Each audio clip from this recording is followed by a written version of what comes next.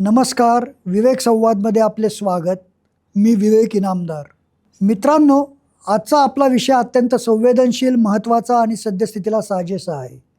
गेल्या काही काळापासून वीरशैव लिंगायत समाजाला हिंदू धर्मापासून वेगळे करून त्यांना स्वतंत्र धर्माचा दर्जा मिळावा अशी एक राजकीय व सामाजिक मागणी जोर धरत आहे. पण या मागणीत खरंच किती तथ्य आहे? वीरशैव आणि लिंगायत हे वेगळे आहेत की एकच? आणि महात्मा बसवेश्वरांचा मूळ उद्देश नेमका काय होता? या सगळ्या प्रश्नांची उत्तरे शोधण्याचा प्रयत्न आपण आजच्या भागात करणार आहोत.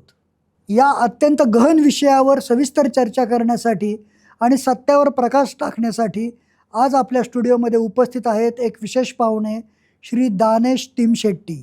दानेशजींनी वीरशैव लिंगायत संस्कृती, इतिहास आणि सध्याच्या सामाजिक घडामोडींचा अतिशय सखोल अभ्यास केला आहे. दानेश टिमशेट्टी हे पिंपरी चिंचवडमधील एक उद्योजक असून S4S कंपनीचे व्यवस्थापकीय संचालक आहेत. राष्ट्रीय स्वयंसेवक संघात शाखा कार्यवाह, भोसरी नगर कार्यवाह, तसेच अयोध्या राम मंदिर निधी संकलन आणि विविध सामाजिक प्रबोधनात्मक उपक्रमांमध्ये त्यांनी महत्त्वपूर्ण जबाबदाऱ्या सांभाळल्या आहेत. सध्या ते आळंदी गट समरसता प्रमुख व हिंदू वीरशैव लिंगायत मंचाचे पश्चिम महाराष्ट्र प्रांत सहसंयोजक म्हणून कार्यरत आहेत. नमस्कार दानेशजी, विवेक संवादमध्ये आपलं खूप खूप स्वागत. नमस्कार सर. सगळ्यात पहिला प्रश्न, हिंदू वीरशैव लिंगायत मंच या संस्थेची स्थापना कोणत्या उद्देशाने झाली आणि नेमकं काय काम या मंचामार्फत केलं जातं? तर हे हिंदू वीरशैव लिंगायत मंच स्थापना करण्याआधी, म्हणजे सुरू करण्याआधी आम्ही थोडंसं ह्या पार्श्वभूमीवर जाऊ की कशासाठी आपण हे सुरुवात करण्यात आली किंवा असं ह्या नाव देऊन आपल्याला एक मंच स्थापना करावं लागले. तर 2001 आणि 2011 हे जे आपलं जनगणना झाली, त्या जनगणनेमध्ये आपल्या समाज बांधवांनी काही आणि मठाधीशांनी की त्यांनी असं समाजाला असं आव्हान केले होते की येणाऱ्या जनगणनामध्ये, म्हणजे 2001 आणि 2011 त्या काळी तुम्ही हिंदू धर्म न म्हणता जनगणनेमध्ये धर्माच्या रकान्यात तुम्ही लिंगायत धर्म असं लिहा, असं मठाधीशांनी आणि समाजातले काही बांधवांनी, काही प्रमुखांनी आव्हान केले होते. त्या आव्हान केल्यामुळे की काही ORP आपण जे म्हणतो, 6 धर्म आणि 7व्या रकान्यात ORP आहे आणि 8व्या रकान्यात RNS आहे. ORP म्हणजे अदर रिलिजन पर्स्युएशन, RNS म्हणजे रिलिजन नॉट स्टेटेड. म्हणजे त्या ORP मधला जो काही आकडेवारी आपण पाहिलं तर ते आपल्या समाज बांधव त्यामध्ये ORP मध्ये काही बांधव गेलेले आहेत आणि काही बांधवांचं दिशाभूल झालेलं आहे असं हे आपल्याला दर्शवण्यात आले, आपल्याला कळाले. ते कळाल्यावर मग नंतर आपल्याला विचार आला की ज्यावेळेस काही समाज बांधवांना असं सांगण्यात आलं की तुम्ही जातीच्या रकान्यात लिंगडेर लिहा, काही लिंगधर लिहा आणि मग नंतर लिंगायत लिहा, असं सांगून काही समाज बांधवांना असं सांगून मग नंतर संख्या घटण्यासाठी प्रयत्न केले आणि जातीचा राखण्यातसुद्धा लिंगायत लिहा, लिंगडेर लिहा, लिंगधर लिहा. आपल्याला जर उदाहरण जर पाहिलं तर ते अनेक असे माझ्या आता प्रवासात आपण मी पाहतो की अनेक मित्रबांधवांचं आहे की हिंदू लिंगायत असं लिहिलेलं आहे, ते त्यांना आता सध्या आरक्षण नाही आहे. ज्यांनी हिंदू वाणी लिहिलेलं आहे त्यांना आरक्षण आहे. म्हणजे हे जे आपल्याला दिसू आलं की काही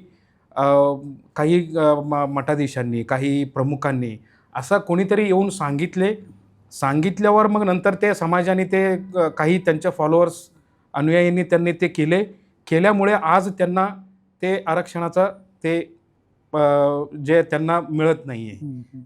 त्यांना आता खत होतं की त्यांनी कोणीतरी सांगितलं, आपण केलं.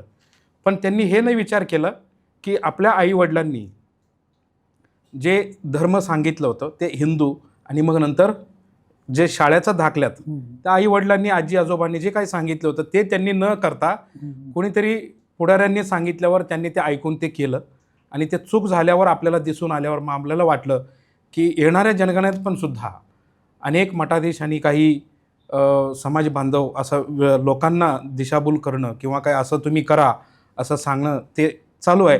येणाऱ्या जनगणनेत असं काही गोष्टी होऊ नये ह्यासाठी आम्ही हे असं हिंदू वीरशैव लिंगायत मंच असं एक नावाने आपण सुरुवात करूया.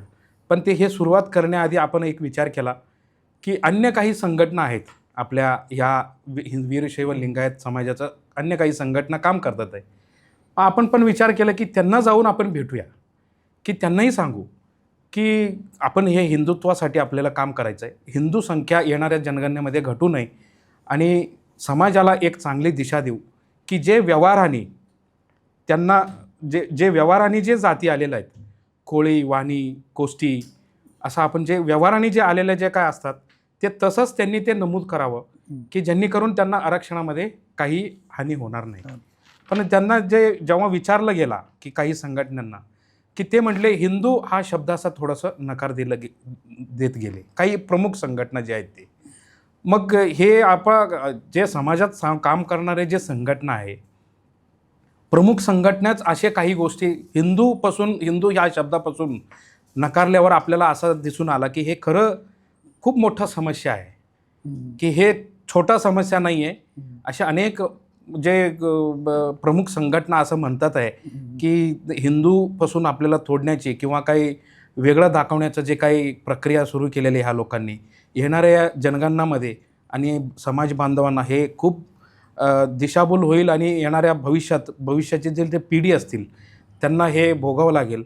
त्यामुळे आम्ही हे जागृत होऊन हिंदू वीरशैव लिंगायत मंच त्यात आपण हिंदू प्रामुख्यानं आपण लिहिलं. वीरशैव आणि लिंगायत हे अनेक संघटना आहेत, पण त्यात आपण एक असा हिंदू जोडला गेला.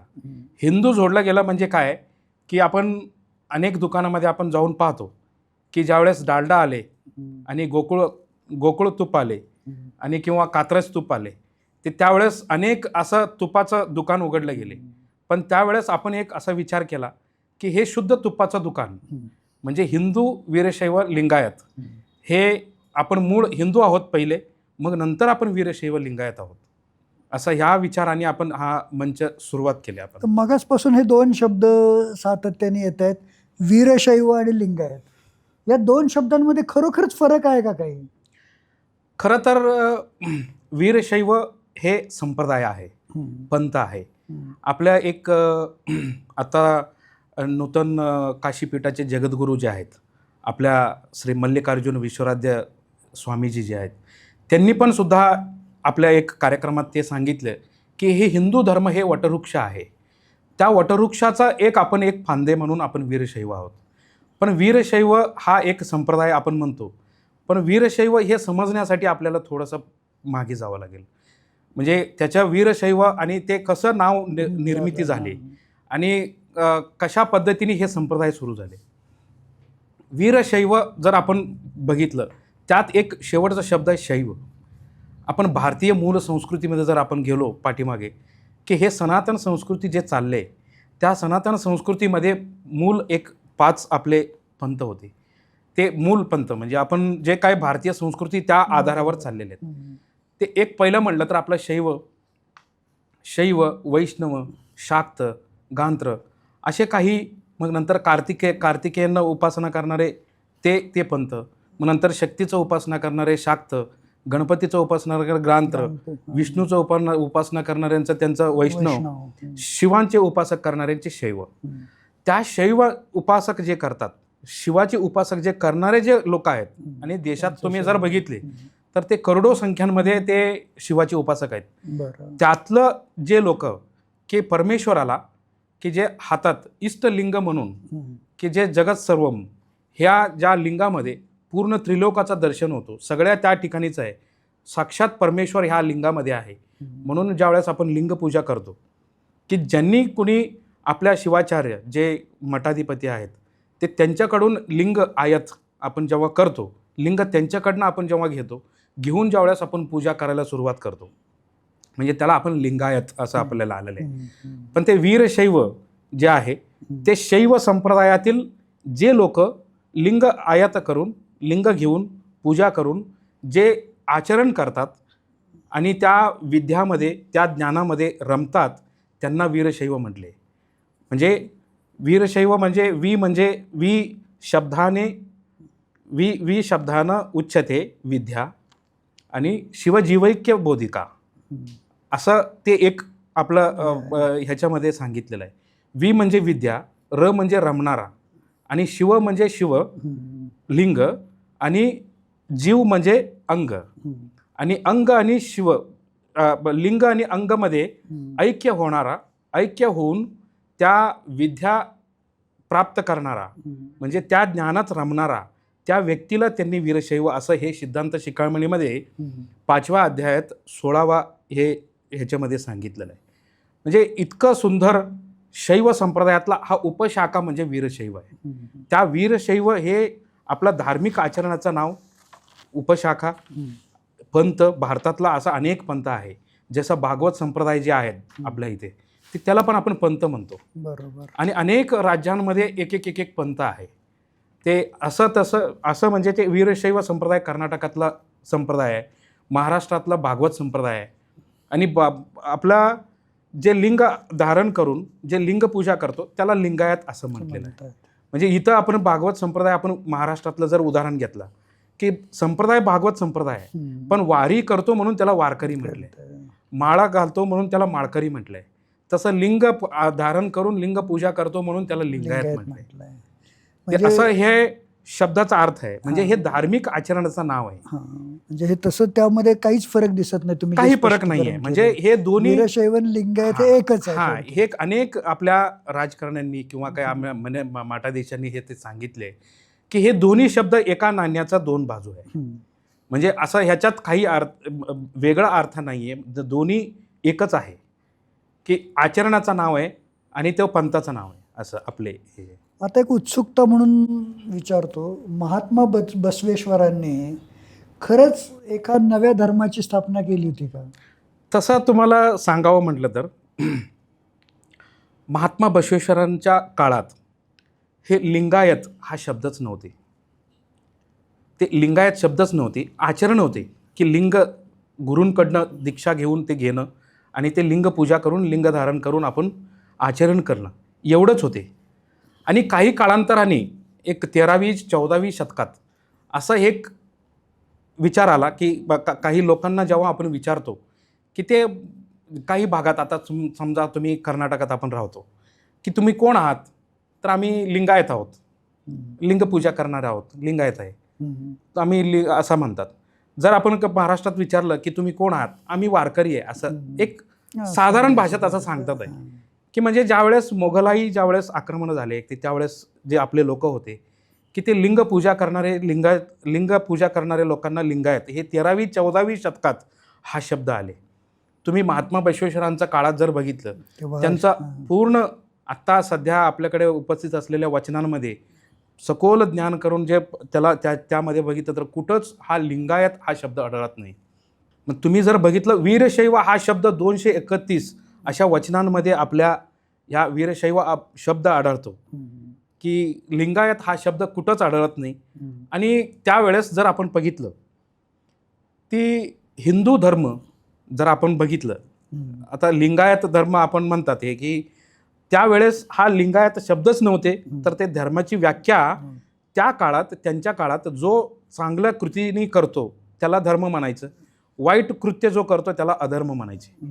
त्या काळात धर्माची हेच नव्हती, म्हणजे शब्दाचा व्याख्याच नव्हती.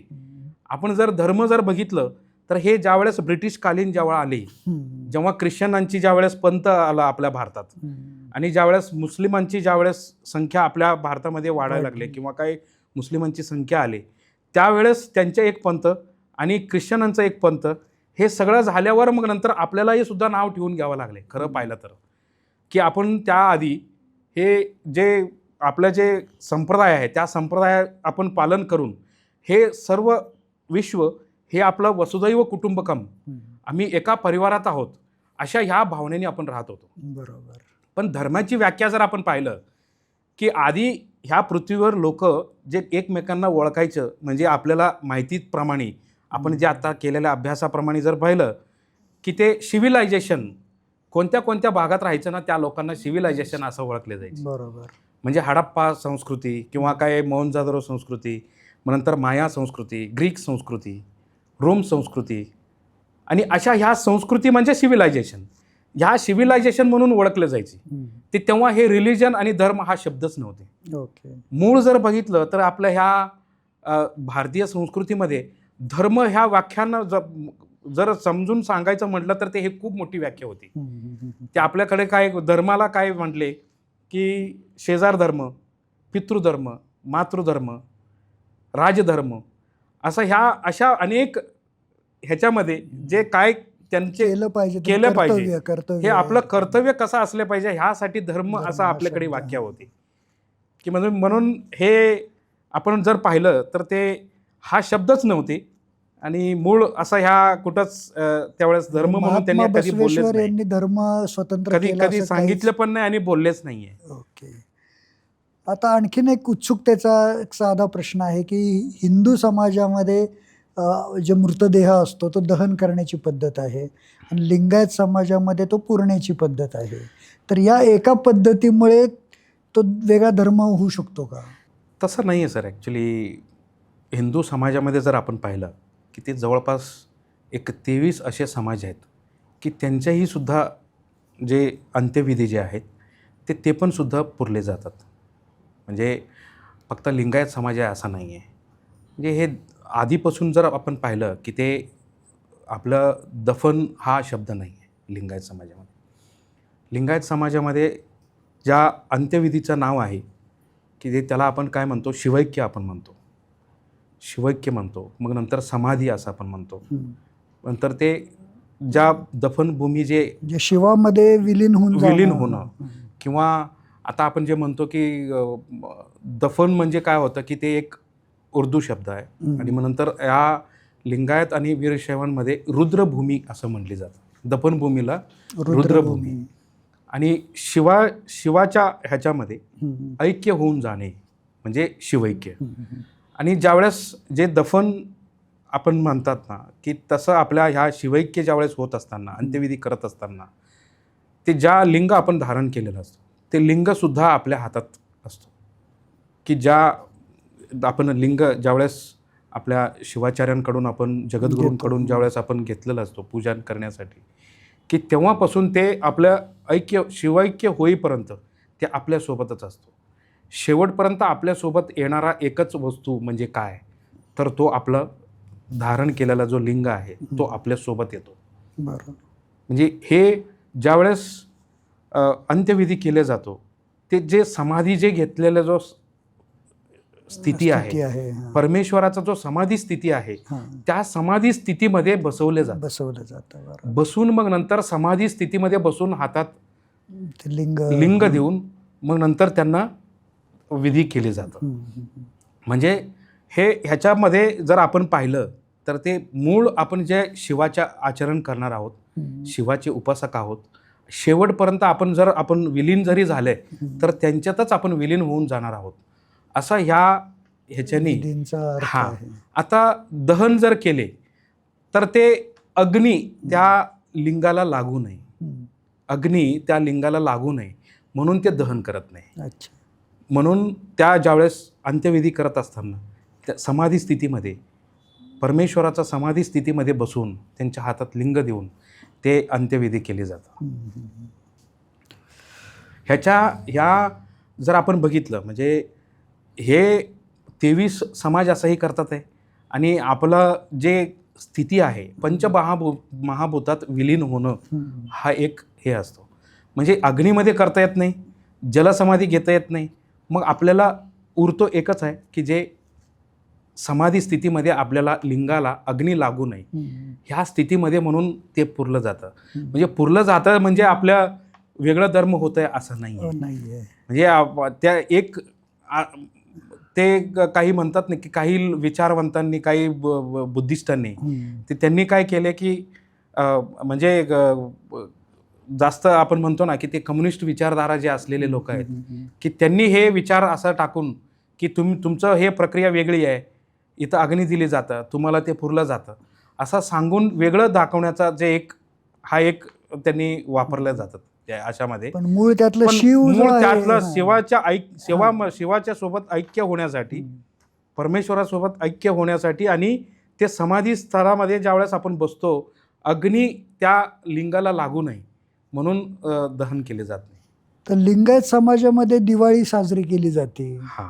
वारीमध्ये बरेचसे वारकरी देखील सहभागी होतात. हम्म. तरीही एक गट आहे की जो म्हणतो की वेगळ्या धर्माची मागणी करतो. हा काय प्रकार आहे? सर, आपण जर बघितलं तर ते ह्या भारतात जे राहणारे जे बंधू आहेत, हे आपण सर्वजण भारत मातेचा पुत्र आहोत. आम्ही सर्वजण एकच आहोत. आपण ज्यावेळेस जानेवारी 26 आणि ऑगस्ट 15ला ज्यावेळेस आपण शपथ घेतो की आम्ही सर्व बंधूच आहोत, आम्ही एकत्र आहोत, एकत्र आपण राहायला पाहिजे, एकजूट राहायला पाहिजे, असं आपण प्रतिज्ञा घेतो. पण हे प्रतिज्ञा घेत असताना आपण जे आता आपण जर बघितलं, प्रतिज्ञा घेतो, पण आपलं आचरण आणि आपलं जे संस्कार, आपण भारतीय संस्कृती जर आपण ओळखायचं म्हटलं तर ते तुम्ही मकर संक्रमण जर साजरा केले तर ते हे पूर्ण देशभरात मकर संक्रमण साजरा केले जातो. पंजाबमध्ये बिहू म्हणून केलं जातं, मग नंतर कर्नाटकामध्ये संक्रमण म्हणले जातं. असे अनेक राज्यांमध्ये वेगवेगळ्या नावाने ते साजरा केले जातात. मग तसे होळीसुद्धा देशभरात साजरा केले जातात आणि दसरासुद्धा पूर्ण देशभरात साजरे केले जातात. दिवाळीसुद्धा नावं त्या त्या प्रदेशाप्रमाणे वेगवेगळे असतात. आणि देशातला जो 12 ज्योतिर्लिंग आहे, ते 12 ज्योतिर्लिंग फक्त कर्नाटकात आहे की फक्त लिंगायतांचं आहे असं नाही आहे. हे संपूर्ण शैव संप्रदायातील लोकांचे आहे, जे आपण त्यातलं एक घटक आहोत. म्हणजे 12 ज्योतिर्लिंगांचे दर्शन घेणं म्हणजे, आता तुम्ही पहा की वेगळं मानणारे जे लोक आहेत की ते स्वतःला मानत असतील, पण ते पण सुद्धा 12 ज्योतिर्लिंगाच्या दर्शनाला जातात, शक्तिपीठाला दर्शनाला जातात, 4 धामाचा दर्शनाला जातात. म्हणजे इतका महान संस्कृती असलेला जो आपला भारत देशाचा, त्यातला आपण एक बिंदू आहोत. म्हणजे असं नाही की हे साजरा करून सुद्धा आपण वेगळा आहोत असं म्हणणं चुकीचं आहे. म्हणजे असं वेगळं धर्म मानताच येत नाही आहे. म्हणजे इतका आपण पूर्ण देशभरात इतका आपण एक संस्कृती, एक परंपरा म्हणून आपण जे राहत आलेलो आहे आणि त्यातला आपण एक भाग आहोत, म्हणून हे वेगळं असं म्हणता येणार नाही, होत नाही असे. हे जे स्वतंत्र धर्म आंदोलन जे काही चाललेलं आहे, त्याच्यावर मिशनरीज किंवा नक्षलवादी यांचा प्रभाव दिसून येतो असं म्हटलं जातं. कितपत तथ्य आहे? ते मी स्वतः पाहिलं आहे सर, की म्हणजे 2008-2009 साली ज्यावेळेस हे थोडंसं स्वतंत्र धर्माचं काही कर्नाटकात मुवमेंट सुरू झाले किंवा काही लोकांनी जास्त हे पकडून धरले, आणि त्यावेळेस मी पण सुद्धा एक 11 ते 12-14 ह्या कालांतर्गात मी काही जे विरोधक आहेत त्यांच्यासोबतसुद्धा मी होतो. की मी तिथं राहून काय विचार केले जातं, कसं विचार केले जातं, काय दिशा दिली जातं, हे सगळं मी पण पाहिलेलं आहे. आणि पाहिल्यावर मग नंतर मला असा दिसून आला की असं असेल तर हे आपलं काही टिकणार नाही, आणि नंतर आपल्या समाजाला हे काहीतरी तोडून वेगळं काढून दुसऱ्या कोणाचं तरी हे शिकार करतील माझ्या समाजाला, असं मला जेव्हा समजलं तेव्हा मी म्हटलं की हे हिंदू आणि हिंदू संघटन जे व्याख्या घेऊन जे आपण काम करतो, काही समाजातील काम करणारे लोकांसोबत मी जोडून हिंदू टिकले पाहिजे, आपण हिंदू धर्माचाच एक आपण भाग सदैव राहायला पाहिजे, हे असं होऊ नये वेगळं धर्म, म्हणून मी काम सुरू केले. पण जे काही ज्या वेगळं धर्म मानणारे जे कार्यकर्ते आहेत त्यांच्यासोबत मी असताना ज्यावेळेस मी पाहिलं की त्यांच्या फेसबुक पोस्ट आणि अन्य जे पोस्ट वगैरे करायचं ते मार्क्स आणि कार्ल मार्क्सचं त्यांची ते पोस्ट, ते फोटो ते शेअर करायची. अच्छा. म्हणजे ते बघून मला असं वाटलं की हे मार्क्सिस्ट आणि ते कम्युनिस्ट जे आपण विचारांनी ते चाललेले जे लोक आहेत की ते मला दिसून आलं की ह्या विचारांनी हे चाललेलं आहे. स्पष्टपणे माझ्या डोळ्याने मी फेसबुकचं जे त्यांचं जे काही डिटेल्स ज्यावेळेस पाहिलं की त्यावेळेस हे मार्क्सचं, कार्ल मार्क्स यांनी फोटो पाठवलेले. धर्म ही अफूची गोळी असं एकीकडे म्हणायचं आणि दुसरीकडे धर्मासाठीच हे म्हणायचं. म्हणजे असं त्या लोकांनी हे फक्त हे छोटंसं उदाहरण आहे म्हणजे मी जे दिलं ते. तसे ख्रिश्चन मिशनरी जे आपण म्हणतो आणि कम्युनिस्टांचे जे आपण म्हणतो की आधी भरपूर आपल्या धर्माच्या लोकांना मारून आणि हिंसक प्रवृत्तीने आपल्या लोकांना धर्मांतरण करण्यासाठी ख्रिश्चनांनी प्रयत्न केले. हे आपल्याला सर्वांना माहितीच आहे की ते गोव्यामध्ये झालेले जे काही कांड आहे की त्या काळात जर आपण बघितलं की ते आपलं मठ मंदिरं त्यांनी जाळले, मग नंतर आपल्या लोकांना डेथ टू हँग, म्हणजे बर चौकात आपल्या लोकांना फाशी दिली जायची, की जर धर्म नाही बदलला तर तुम्हाला फाशी. म्हणजे इतकं थरारक त्या लोकांनी ते दबाव करून ठेवले आपल्या लोकांना, की तुम्ही धर्म बदला नाहीतर तुम्हाला आम्ही असं मारून टाकू. अशा गोव्यामध्ये झाले, ख्रिश्चनांनी केले. आत्ता जर आपण बघितलं तर सायलंट मोडमध्ये ख्रिश्चन काम करतोय असं सांगतात काही लोक, पण धर्मांतरण करण्यासाठी सायलंट मोडमध्ये काम करतो. पहिले ह्यांनी एकदम दबावाखाली ते धर्मांतरण करण्यासाठी प्रयत्न केले. त्यांना कळाला की हे भारत देशात इथलं जे लोक आहे की ह्यांच्या रक्तात धर्म हे भिनलेलं आहे, संस्कार भिनलेला आहे. ह्या लोकांना धर्मांतरण करणे म्हणजे अशक्य आहे. हे असं ज्यावेळेस त्यांना त्या गोव्यामध्ये त्यांना कळालं ख्रिश्चन मिशनऱ्यांना, की त्यानंतर त्यांनी एक असं विचार सुरू केले की आता येणारा काही त्यावेळेस त्यांनी विचार केला की ह्यांना असं तसं तोडता येणार नाही, असंच ह्या लोकांना आपण धर्मांतरण करता येणार नाही. एक गट्टा जे हिंदू समाज आहे ह्यांना कसं तरी वेगळं दाखवायचं. आता समजा की जंगलात ते झुंडमध्ये जात असतील एखादी प्राणी, तर त्याच्यावर कधी हल्ला होत नाही, की काय एखादी हे पूर्ण झुंड आहे. तर मग नंतर त्यांना जर शिकार करायचा असेल तर काय करतात की त्यातलं एकाला बाहेर काढतात, मग नंतर त्याच्यावर शिकार करतात. म्हणजे असे ह्या हिंदू समाजाला पण सुद्धा की ह्यांना शिकार जर करायचं आहे, आपल्याला जर येणाऱ्या काळात ह्यांना जर खायचं आहे, गिळायचं आहे, तर आपल्याला ह्यांना थोडं थोडं ह्यांना बाहेर काढून हे ह्यांना आपल्याला धर्मांतरण करावं लागेल. असा या विचाराने त्या लोकांनी सुरू केले. म्हणजे 1861चा तुम्ही जनगणना जर पाहिली, ते जनगणनेमध्ये त्यांनी पहिल्यांदा सुरुवात असा केली की जनगणना घेण्यामध्ये प्रकृतीपूजक आणि मूर्तीपूजक असं ह्यावर त्यांनी जनगणना सुरू केली. म्हणजे प्रकृतीपूजक म्हणजे ह्यांना वेगळं करायचं आणि मूर्तीपूजकांना वेगळं करायचं.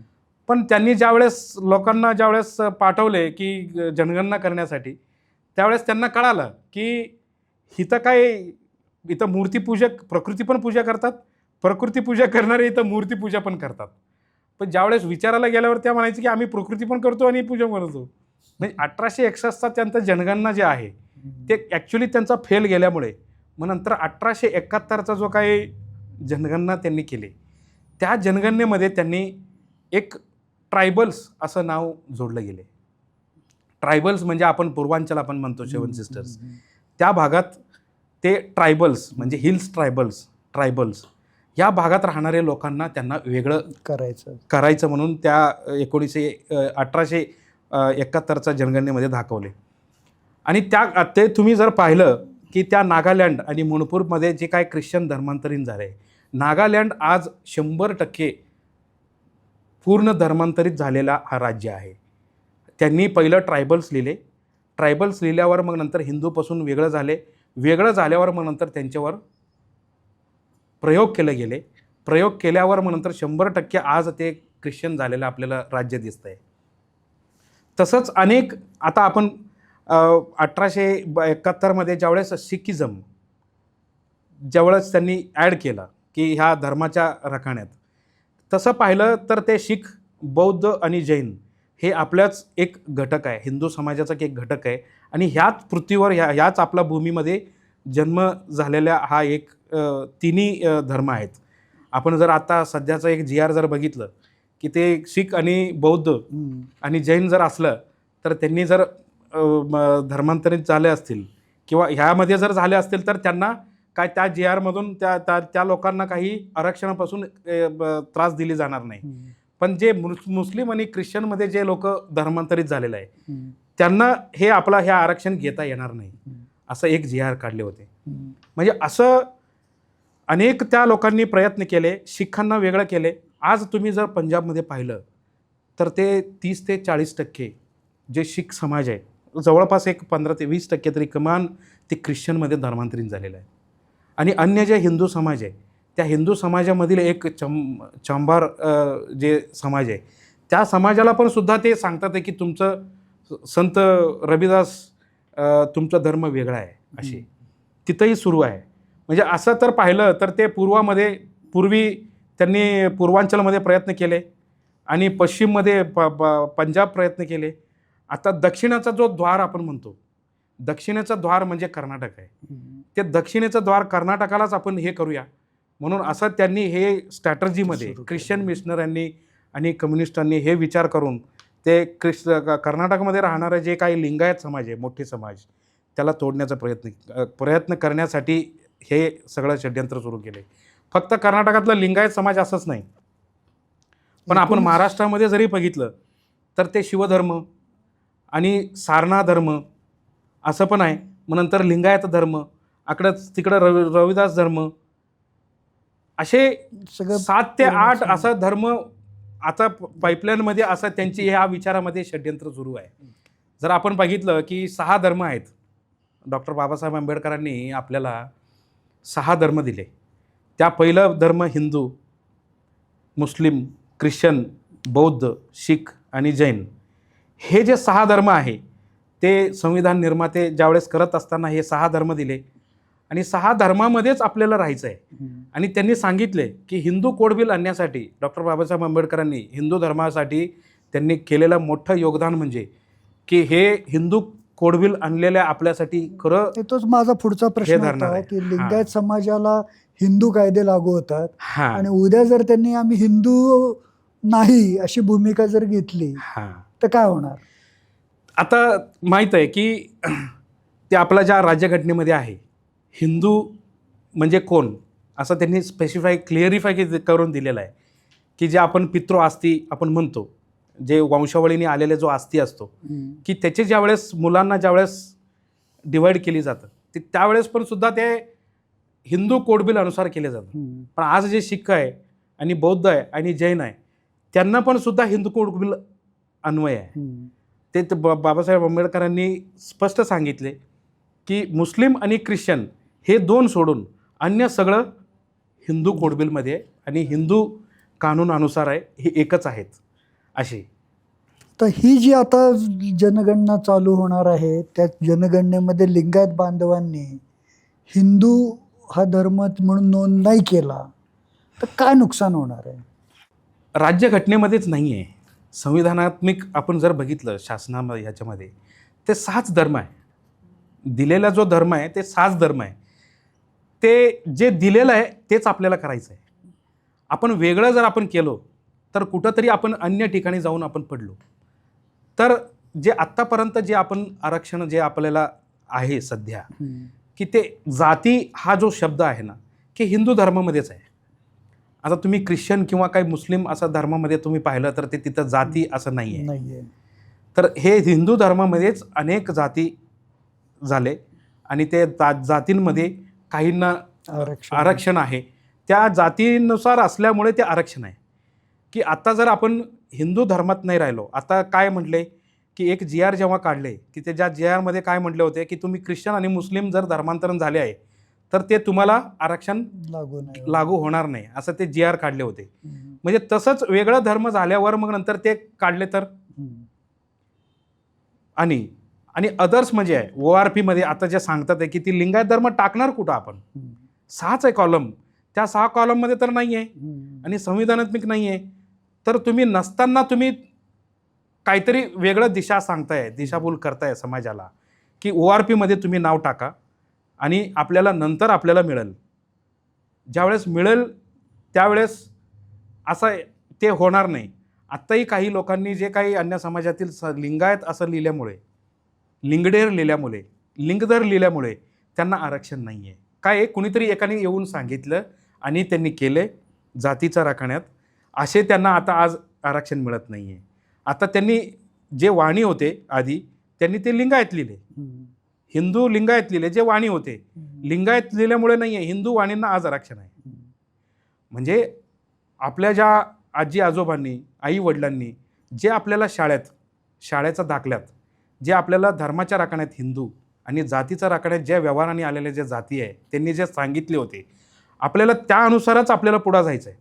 आता एखादी पुढाऱ्यांनी किंवा काही प्रमुख व्यक्तींनी येऊन सांगितले की आपल्याला हे वेगळं करायचं आहे, ते वेगळं करायचं म्हटल्यावर तुम्ही जर ऐकले तर ते त्यावेळेस विचारतात तुमचा 50 वर्षाचा तुमचा काही पुरावा नाही आहे, ह्याचा काय बॅक हिस्ट्री नाही आहे. तुम्ही आता जे कोणीतरी येऊन सांगितले आणि तुम्ही केलं आहे. आता उद्या हे जो जनगणना आहे हा जनगणना डिजिटल होणार आहे. हो. आधीचं काय होतं की पेपरवर लिहून जायचं आणि मग नंतर भरायचं आणि पेपरमध्ये सांगायचं, नंतर ते महिनाभर 2 महिनाभर वर्षभर लागायचं त्या रिपोर्ट निघण्यासाठी. जर हे डिजिटलाइज्ड जे होत आहे ना, एकदा झाल्यावर मग नंतर तुम्हाला आहे ना, नंतरचा 5 दिवसातच तुम्हाला रिपोर्ट निघणार आहे. दुसऱ्या दिवशी तिसऱ्या दिवशी मागितलं तर तुम्हाला रिपोर्ट निघणार आहे. का तर डिजिटल आहे. तुम्हाला शाळेचा दाखला जर लागलं, शाळेच्या दाखल्यामध्ये तुम्हाला जर ते जातीचं प्रमाणपत्र घ्यावं लागलं, ते त्यावेळेस तुम्ही विचारलं की मुलाचं जाती प्रमाणपत्र काढायचं आहे, तर ते 2017 फेब्रुवारी महिन्यामध्ये जनगणना झाल्यावर तुम्हाला मार्च महिन्यामध्येच तुम्हाला लगेच ते जाती प्रमाणपत्र काय तर डिजिटल आहे. आणि जाती हा फक्त हिंदूमध्ये आहे. तर तुम्ही अन्य कोणत्यातरी ORPमध्ये जर टाकले तर ते जाती प्रमाणपत्र देणारं ते पाहतील की तुम्ही हिंदूच नाही तर तुमच्या जाती आले कुठून. म्हणजे हे येणाऱ्या भविष्यात खूप मोठा धोका आहे. ते त्यामुळे थोडं ह्यावर काम करणं खूप गरजेचं आहे आणि जनजागृती हा आपण आता सध्या करत आहोत. एकूण भारतामध्ये हा जो आपला हे पंथ आहे वीरशैव लिंगायत, याची साधारण अनुयायी किती असतील, तो मानणारे संख्या किती आहे, लोकसंख्या? तसं पाहिलं तर कमीत कमी 3.5 ते 4 करोड लोकसंख्या आपल्या ह्या भारत देशात या वीरशैव संप्रदायात आहे सर. आपण कर्नाटक, महाराष्ट्र, आंध्रा, तमिळनाडू, केरळ आणि मग नंतर गुजरात, मध्य प्रदेश, राजस्थान आणि आपला उत्तर प्रदेश आणि अनेक ठिकाणी आपल्या बांधव ह्या वीरशैव संप्रदायाचे राहतात. म्हणजे ह्या सगळं लोकसंख्या जर आपण पाहिलं तर आजही अनेक लोकांना असं आहे की ते आम्ही लिंग पूजा करतो, पण ते आपलं संप्रदाय कोणती आहे हे विस्मरण झालेलं पण सुद्धा अनेक राज्यांत काही लोक आहे की ज्यावेळेस ते लिंग पूजा करणारा ज्यावेळेस फोटो पाहतात. तर राजस्थानमध्ये परवा आपले एक धर्मगुरूंनी आपल्या शिवाचार्यांनी सांगितलं की आम्ही राजस्थानला गेलो होतो की त्यावेळेस ते एकाने म्हटलं की तुम्ही जे पूजा करताय ना की ते आम्ही पण करतो हे, पण आम्ही कोण आहे आम्हाला माहीत नाही. पण त्यावेळेस त्यांनी सांगितलं की तुम्ही जर लिंग पूजा करत असाल तर तुम्ही वीरशैव आहात. म्हणजे काही ब्रिटिशांच्या काळात किंवा काही मोगलांच्या काळात की जे काही आपलं संस्कृती दबलं गेले की त्यांना जे अविस्मरण जे झालेले जे आहेत, आजही आम्ही प्रयत्न करतो की तुम्ही वीरशैव लिंगायत आहात असं सांगून मग नंतर त्यांना जोडले जातात. अनेक राज्यांमध्ये असं आपण पाहिलं तर ते 3.5 ते 4 करोड आहे सर. तर आता आपण जो विषय पाहतोय त्याच्यामध्ये मोठ्या प्रमाणात दिशाभूल सुरू आहे असं तुम्ही म्हणता. तर हे सगळे दिशाभूल करणारे आणि जे विवेक संवादचे जे प्रेक्षक आहेत त्यांना तुम्ही काय संदेश देऊ इच्छिता की काय केलं पाहिजे? हां सर, असं आहे की दिशाभूल करणारे असं म्हणणं पण काय आहे की आता एक ज्या मार्गाने लोक आहेत त्यांना ते दिशा वेगळ्या दिशाने नेण्याचा प्रयत्न करतात, म्हणून आपण दिशाहीन आणि दिशाभूल करतात आपण असं म्हणतो. पण तेही आपल्या समाजाचे बांधव आहेत की असं कधी आम्ही विचार नाही केला की ते आपला विरोधी आहे किंवा दिशाभूल करत आहे किंवा ठीक आहे काही त्यांना मेसेज पोचेपर्यंत किंवा काय त्यांनी हे जे भावना असतो की भावनिक शब्द लिंगायत हे शब्द आहे, भावनिक आहे आणि वीरशैव आणि लिंगायत हे सगळं भावनिक शब्द आहे. जनगणनामध्ये भावनिक नाही चालत की तुम्ही काय आहात ते सांगा, भावना नाही चालणार इथे. ते म्हणून लिंगायत जर असं आले तर ते काय आहे परिस्थिती मी आत्तापर्यंत तुम्हाला जे सांगितलं. त्यामुळे त्यांनाही आपण प्रयत्न करतोय की तुम्ही पण हे विचार करा की जे आता 6 दिलेलं आहे की त्यामध्येच करा. आणि जर तुम्हाला संविधानाने अधिकार दिलेले की सगळ्यांना प्रत्येकांना लढण्याचे अधिकार दिलेला आहे, तुम्ही सत्याग्रह करा, लढा, आपल्याला पाहिजे म्हणा, काही हरकत नाही. पण जे संविधानात्मक जे मिळेल त्यावेळेस तुम्ही लोकांना तुम्ही सांगा. जर नसल्या वेळेस तुम्ही सांगू नका. त्यात लोकांचं नुकसान होत आहे. आणि आज तुम्ही आहेत आणि काही वर्षांनी तुम्ही इथं नसणार आहे आणि अनेक पिढ्यांनी जे काय आधी केलेल्या लोकांनी आज भोगतात आहे आणि आपण आज केलं तर ते पुढच्यांनी भोगू नये. ह्यासाठी त्यांना मी विनंती करतो की जेणेकरून त्यांनीसुद्धा हे विचार करून की लोकांना मार्गदर्शन करत राहायला पाहिजे त्या लोकांनी. आणि विवेक संवाद याला मी सांगू इच्छितो की मला ह्याच्यामध्ये बोलवले संवादासाठी ह्यासाठी मी खरंच कृतज्ञ आहे सर. आणि पुढचा येणारा जो काळ आहे की किती भयावह आहे, की ते मी तुम्हाला सांगितलं की 1861 पासून 1947 पर्यंत 1861 1871 हिंदू समाजाचा जो जनसंख्या होती ते 73% होती. आणि 1947 साली जेव्हा आले की त्यावेळेस 66% झाले. 66-65% असे झाले 1947 वेळेस. आणि ज्यावेळेस 60-65% हिंदू समाज झालेला आहे की ते तेव्हा देश विघटन होत गेलेले आहे, तुकडे होत गेलेले आहे. आणि अनेक अत्याचार आणि अनेक हे होत गेलेलं आहे. म्हणजे देश हिंदू भटा तो देश घटा ह्याच्याने आपण जर पाहिलं तर ते हिंदू समाजाचा संख्या कमी होत चालली आहे. आणि 1947 आपण देश विभाजन झालेलं आपण पाहिलेलं आहे.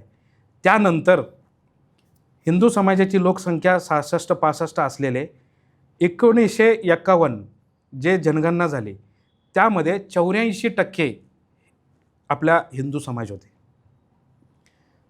1951 पासून 2011चा ज्यावेळेस आपण जनगणना पाहतो त्यामध्ये 84% असलेले हिंदू समाज 79.8% हे एक 5 ते 6% घटलेलं आपल्याला दिसतंय.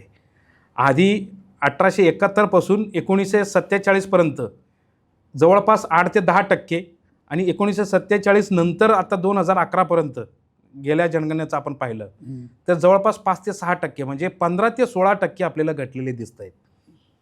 म्हणजे 15 ते 16% म्हणजे कमी नाही आहे. आकड्यांनी हे मोठं आहे. पण प्रत्येक तुम्ही जर बघितलं, प्रत्येक जनगणना जर बघितलं तर ते घटतच आलेलं आहे. फक्त एक आहे 1871 साली जे गेलेलं जनगणना आहे त्यामध्ये 73% असलेल्या 74% तुम्हाला एकच जनगणना दिसून येते की त्यावेळेस पण सुद्धा 1871 जे अदर्स म्हणून 2.89% अदर्स जे ज्यांना कळालंच नाही की हे काय जनगणना आहे.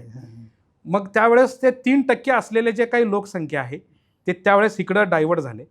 म्हणजे हिंदूमध्ये 1-1.5% इकडं वाढले म्हणून त्यावेळेस 73चं 74 झाले. त्या 74चं 66 झाले 1947 पर्यंत. म्हणजे घटलेलंच दिसलेलं आहे. लोकसंख्या वाढलेलं आपल्याला दिसून येते मोठ्या प्रमाणात. पण तुम्ही तुलना करून त्यावेळेस आपण पाहतो की जे आकडेवारी पाहतो, टक्केवारी आपण त्यावेळेस पाहतो, त्यावेळेस प्रत्येक वर्षी प्रत्येक 10 वर्षांनी हा आपला हिंदू समाज घटलेला दिसून आला. म्हणजे परत हे गोष्टी होऊ नये म्हणून आपल्या बांधवांना पण मी सांगतोय की हे अनेक षड्यंत्र किंवा काही अनेक विचारवंत लोकांनी या आपल्या ह्या देशाला म्हणजे युरोपला कसं 29 तुकडे केले गेले असंच ह्या देशाला पण सुद्धा काय करता येईल का. आणि करता येईल का म्हणजे काय नाही, करायचंच हा ठरवूनच त्या लोकांनी आजच नाही हे 100 वर्ष झाले. 1908-1909 कम्युनिस्टांची ह्या भारतामध्ये सुरुवात झाली. 1908-1909 पासून हा 2026 पर्यंत आपण जवळपास एवढं 117 वर्ष आपण पाहिलं तर ते आजच नव्हे तर ते हिंदू समाजाला भारताला कसं हिंदू समाजाला कसं कमी करता येईल, या अनेक राज्यांमध्ये वेगवेगळं कसं करता येईल असं षड्यंत्र फार मोठं सुरू आहे. ह्या आपण सगळ्यांनी आपण समजले पाहिजे की मग तर आज हे माझं लिंगायत समाज आज त्याच्यात बळी पडलेला आहे. पण अनेक अन्य समाजसुद्धा हिंदू धर्मात असलेले अन्य समाजसुद्धा ह्याच्यात बळी पडू नये ह्यासाठी विवेक संवादमध्ये आपल्याला बोलवले आणि हे लोकांना हे जनजागृती करून देण्यासाठी मला ही संधी दिली. त्यासाठी मी तुमचं खूप खूप धन्यवाद म्हणतो. तर हे होते दानेश तिमशेट्टी, ज्यांनी अत्यंत संवेदनशील अशा विषयावर ठोस पुराव्यांविषयी वास्तव मांडत त्यांची भूमिका या ठिकाणी मांडलेली आहे. दानेशजी, आपण या ठिकाणी आलात, आम्हाला तुमच्याकडची माहिती शेअर केलीत, येस, तुमची मतं, तुमचं आवाहन आमच्या वाचकांपर्यंत पोहोचवलं, त्याबद्दल खूप खूप धन्यवाद. धन्यवाद सर. वीरशैव लिंगायत समाज हा हिंदू धर्माचाच एक अविभाज्य भाग आहे हे आजच्या चर्चेतून अगदी सप्रमाण सिद्ध झाले आहे. तुम्हाला आजची ही सडेतोड व माहितीपूर्ण चर्चा कशी वाटली हे आम्हाला खाली कमेंट्समध्ये नक्की सांगा. जर तुम्हाला हा व्हिडिओ आवडला असेल तर व्हिडिओला लाईक करा आणि हा विचार जास्तीत जास्त लोकांपर्यंत पोहोचवण्यासाठी व्हिडिओ शेअर करा.